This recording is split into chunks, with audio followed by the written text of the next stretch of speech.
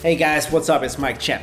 As many of you may know, there is a gender imbalance in China because of the one-child policy. There are way more guys than girls. According to most surveys, China has about 120 men for every 100 women, and that's caused a lot of issues. There are now a lot of guys in China who can't find brides because, well, there are just not enough women, and this has led to a lot of really bad things, such as child brides or human trafficking from countries like Vietnam. And a company in Russia is trying to cash in by arranging marriages or dating services for Chinese bachelors. And their arranging was called wife tours for single Chinese guys, but really just the rich ones because it costs thousands of dollars to actually go on one of these wife tours. And if you're wondering why a lot of matchmaking companies are bringing Chinese bachelors to Russia, in this case Siberia, well, that's because, like China, Russia also has a gender imbalance, but unlike China, there are a lot more women than men. So in Russia, for each 85 men, there's 100 women. And this is because Russia was involved in a lot of wars, and in these wars, a lot of men died, which caused this gender imbalance. But these wife tours are kind of interesting. So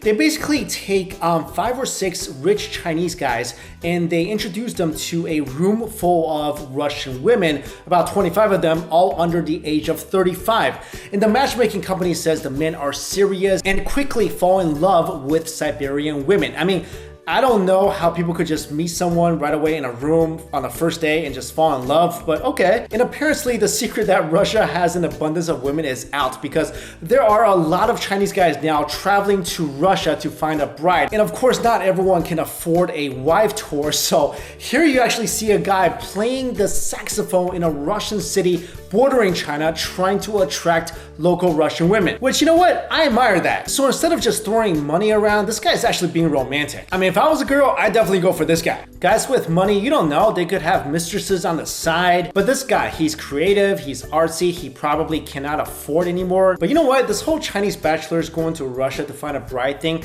it's really not a bad idea. I mean, this really works out for both sides. You have two massive countries neighboring each other, and one of them has a ton of girls, the people kind of share similar traits, mixed kids are great looking, problem solved. But seriously, if it can be arranged where the extra Chinese guys in China marry the extra women in Russia, and to solve the gender imbalance issue in both countries, then the demand for brides would decrease in China, leading to less human trafficking, less child brides, so I'm all in for this. So yeah, Chinese guys, go to Russia, go find a bride. But what I feel like could be a stumbling block is the communication thing. I mean, Russian and Mandarin or Cantonese are like probably some of the hardest languages to learn. So let's say you're Chinese and you marry a Russian.